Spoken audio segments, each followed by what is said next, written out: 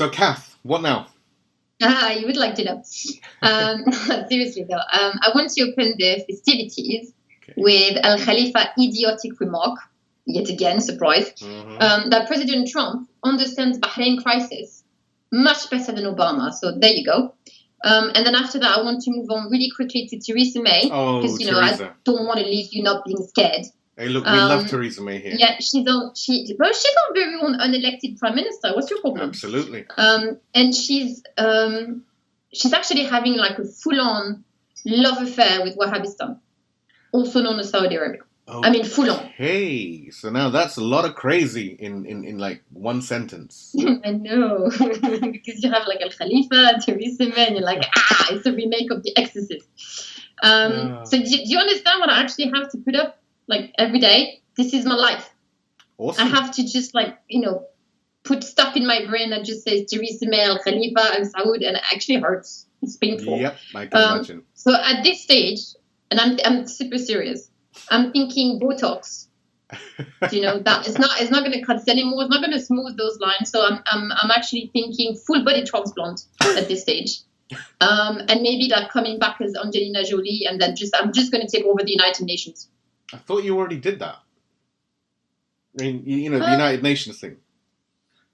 Wait, yeah, I did, didn't I? Yeah. So don't mind me then. I did that. So there you go. So, what's his face? That clown Al Khalifa. That the overweight Najdi clowns. Those Muppets. Yeah. They insist. This is funny though. You have to admit. They insist. They say yes. We're Bahraini. When really everyone knows they're not. And the debate is actually still open as to whether they're actual human people.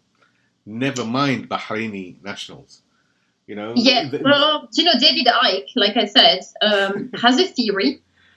David Icke. And I used to think that he was completely bonkers, but then now I'm actually reviewing my statements, thinking, yes, Lazards do exist. They live among us. And the truth is definitely out there. I mean, as far as Al Khalifa is concerned, definitely. I mean, they're not Bahraini. I'm not sure they're Khaliji. They are mammals, that's for sure. And the jury is out on their humanity. Now, the humanity thing, I think, has long, it's just like that bird just went gone? Like, poof. Yeah, it happens. So anyway, this clown, he's been flirting with the Trump so that he can get a little gold star on his little What is going on? I mean, you have Theresa May, now Trump. I mean, what's up? What's up? Am I missing something here? Well, it's all about... a lot of flirting going on. I mean, I don't think it's halal. But, the thing is, right, can you feel the love? That's the important thing. That's my problem, like I said, not halal. I mean, there are ways to halal it. There are ways. They don't do that. They don't. They refuse. No. They don't do that sort of stuff. That's like no. No, somebody cancelled it. I can't remember his name now, but you know who. Let's he cancelled it. So anyway, so these guys are, they're flirting with Trump. It's almost like they want to get this. Like I said, they really feel. And you mean temporary married? Yeah, they want to do that. Yes, but they won't call it that. They'll call it something of course else. Not. But. They want to get this golden little star. They want to do this little demographic remapping project in Bahrain. And, they're really flirting with Trump to try and pull this off. And Theresa, of course. Well, speaking of demographic remapping, can I just quickly say that I'm actually really, really, really, really mad, and I do that a lot. I know I do that a lot, but I'm actually really angry with the Western press because they've been fanning...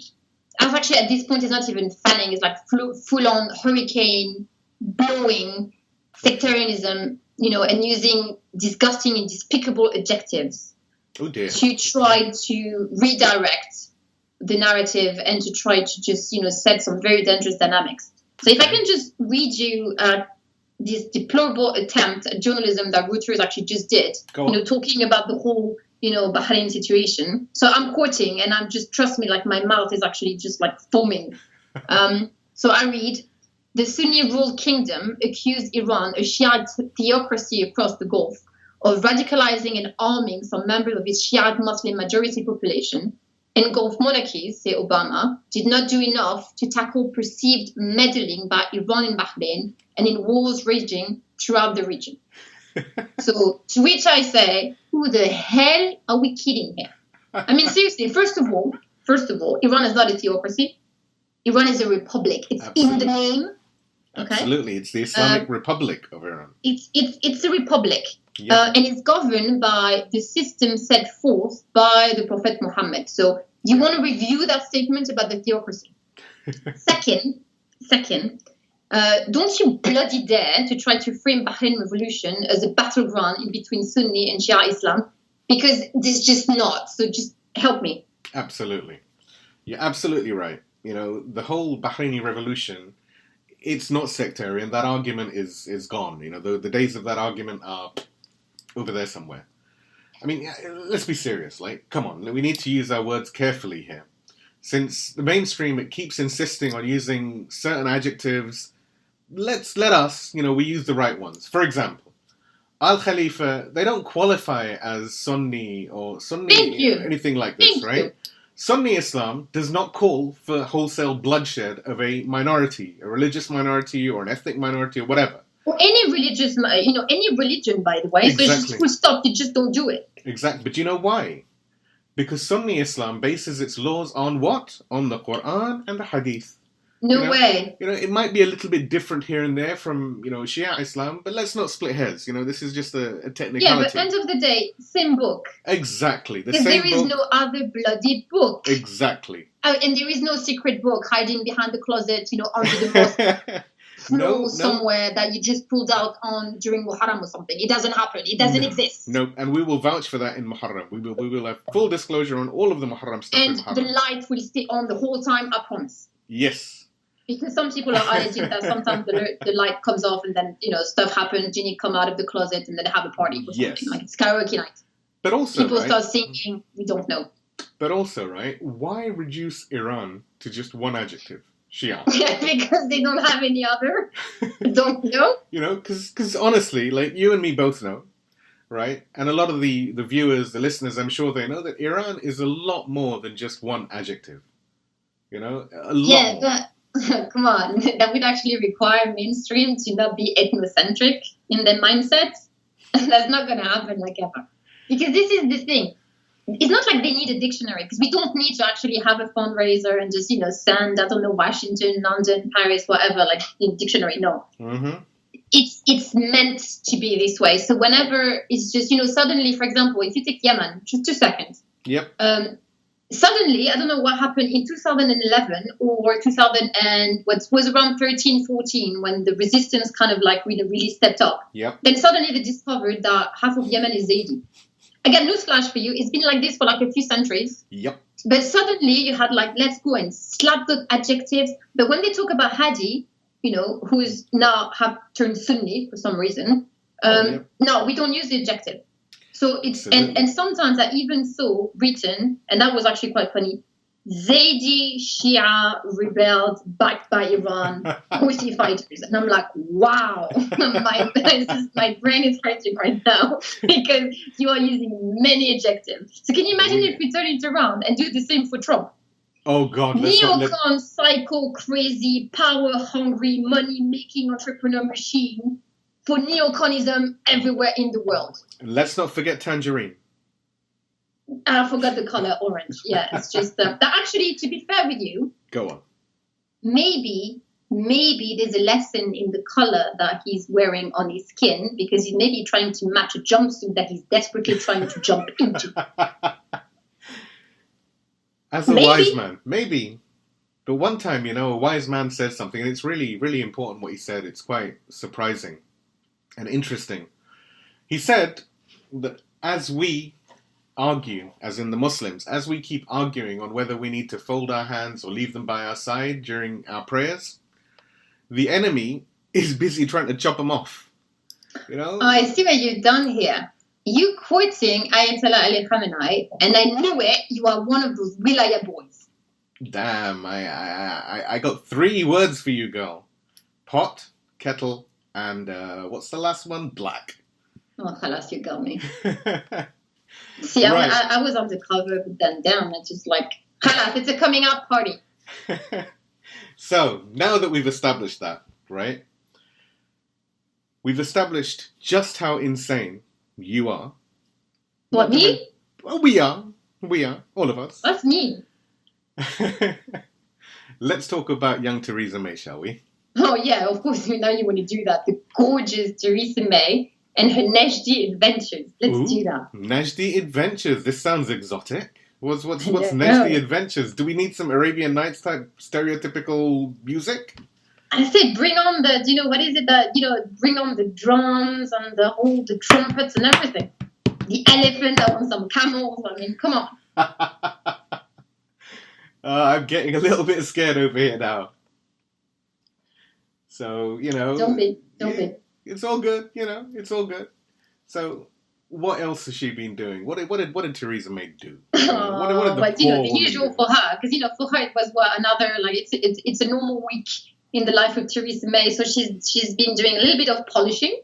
But hold on, isn't Theresa May going through this big Brexit divorce madness thing, right? Yeah, but you're taking my lines now. I'm getting there. Just zip it. Okay. So like I said, a lot of begging, and then a full-on ego massaging session, so that itsy-bitsy princes in Saudi Arabia, Wahhabistan, would continue to bankroll Great Britain through its European divorce, because Theresa May is getting divorced from the EU, and therefore Britain needs money because, I don't know whether it needs to pay alimony to someone. Maybe there's like some, I don't know, kids that we know that haven't been declared. I have no idea what's going on. But basically, Britain needs money desperately. And then, of course, it went across the pond to Saudi Arabia to just ask for it. I'm actually scared now. This is actually quite frightening. This sounds like a very traumatic divorce, and she sounds a little bit crazy. Well, you should be scared because Miss May is essentially pawning Britain to Al Saud. So she might as well plant that flag, and I'm talking about the green flag with the two swords crossing. On Buckingham Palace, and just call it a day, and just like go home and just say, there you go. Damn, that's bad. That's real bad. But you have to say, right? You have to admit that it's kind of cute, though, really, isn't it? It's cute how she's attempting to cover her little tracks. I mean, she told the press, I don't know if you picked this up, but she told the press that she would, in inverted commas, stand up for both human rights and Britain's national interests. As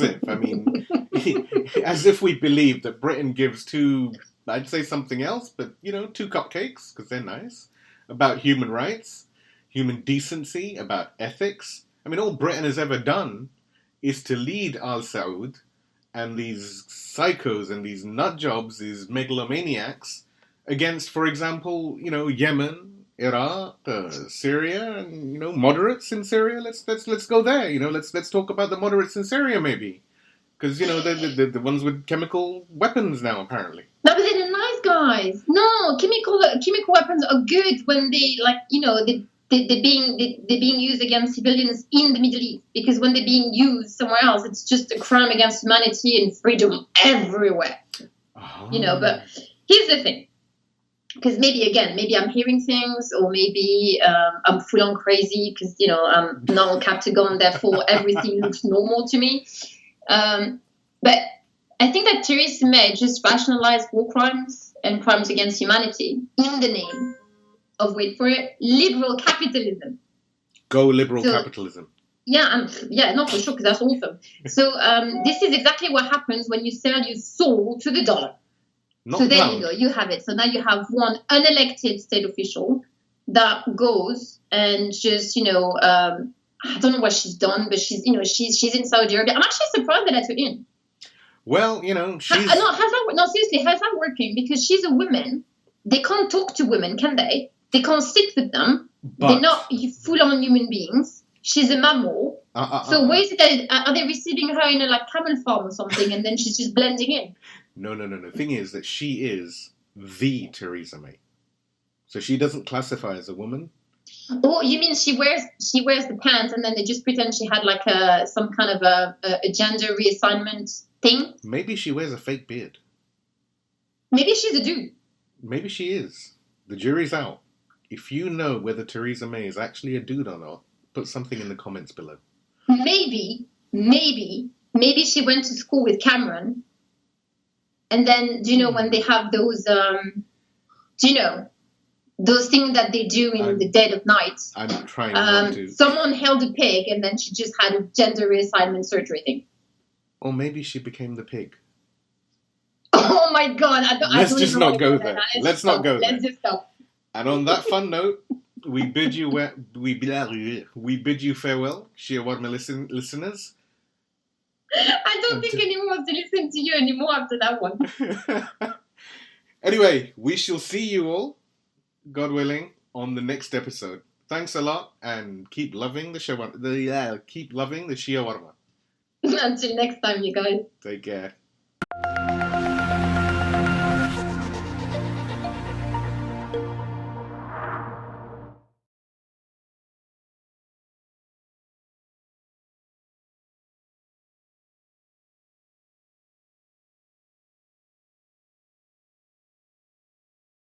یکی از ابزارهای دشمنان ایجاد تفرقه است بین ما. من اصرار دارم بر این موضوع تکیه کنم، تأکید کنم. برادران، خواهران،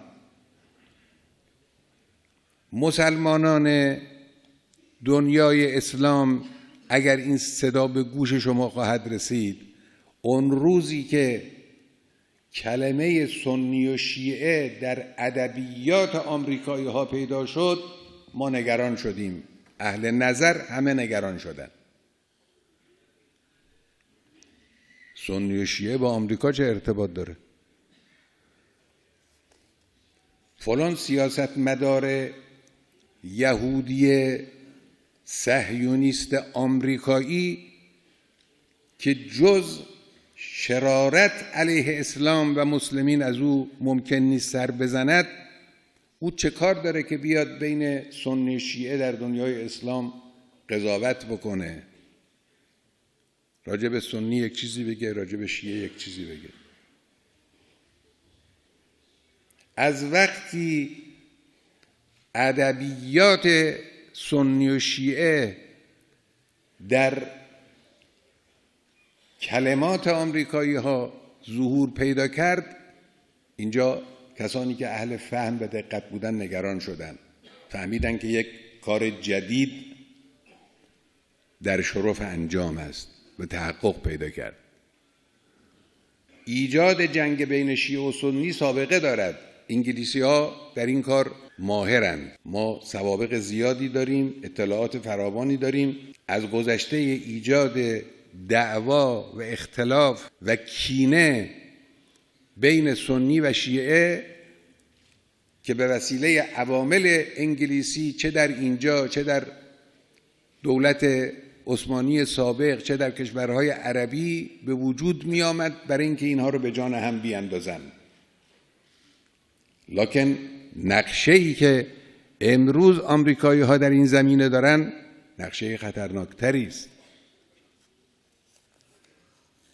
طرفداری از فرقه‌ای در مقابل فرقه دیگر در درون دنیای اسلام، آیا این ما رو خوشحال میکنه؟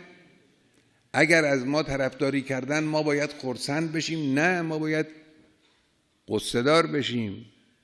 ببینیم ما چه نقطه ضعفی در ما دیدند که میخواهند از اون نقطه ضعف استفاده کنند